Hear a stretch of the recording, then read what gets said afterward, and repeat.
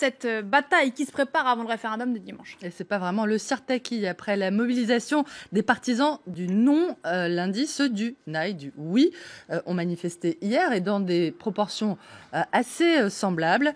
D'après les sondages, il semble que le non arrive en tête pour le moment. C'est ce qu'annonce en tout cas le quotidien Éphémérida qui prévient néanmoins qu'évidemment rien n'est joué. La Grèce est à l'heure zéro, titre le journal Ethnos, qui montre lui aussi la foule des partisans du oui rassemblés devant le Parlement d'Athènes hier soir. Quant au quotidien pro-gouvernemental Avgi, qui veut croire que l'appel de Tsipras à voter non lors du référendum prévu dimanche prochain va finir par ouvrir la voie à un accord avec l'Europe. Il montre le Premier ministre grec en compagnie du président de la Commission, Jean-Claude Juncker. Tous deux apparaissent souriants et détendus. La photo ne date certainement pas d'hier, croyez-moi sur parole. D'après le journal allemand Die Welt, le ministre grec des Finances, Yanis Varoufakis, aurait fait savoir que la Grèce était prête à suspendre le référendum si ses collègues des Finances s'entendent rapidement avec lui. Pardonnez-moi, je cite. Mais les Allemands, eux, maintiennent qu'ils ne veulent plus discuter avant dimanche. Dialogue de sourds ou jeu de dupes, on ne sait plus très bien. Tout le monde semble assez désemparé, il faut le dire. Et c'est à voir aussi ce matin avec un dessin du New York Times qui montre des Grecs au moment de voter, austérité ou faillite. Quelle forme de pauvreté choisir, s'interroge un électeur. Et ce n'est pas que le sort des Grecs qui est en train de se jouer, rappelle de China Daily, qui montre un édifice de l'eurozone qui, certes, menace, mais tremble et vacille face à la Grèce. Menace encore formulée cette fois-ci par la Turquie, où le président Erdogan a rappelé que son pays ne permettrait jamais, je cite, la formation d'un État sur sa frontière sud, une allusion à la création redoutée d'une région autonome kurde au nord de la Syrie.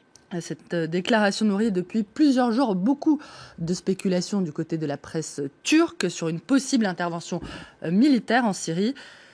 Pour stopper l'aventure d'un État kurde, Ankara semble prête à prendre le risque d'une aventure plus grande encore, s'inquiète le journal d'opposition turc Hürriyet, qui évoque la possibilité d'une opération qui s'étendrait sur une centaine de kilomètres le long de la frontière turco-syrienne pour rendre impossible toute continuité entre les places qui sont actuellement tenues par le parti kurde syrien, le PYD, qui est un mouvement frère du PKK, le parti kurde de Turquie. Une option évidemment dangereuse d'après Hürriyet, qui dénonce la tentation pour la Turquie de se jeter dans le feu syrien, je cite, mais se rassure en rappelant l'opposition de l'armée turque à un tel scénario.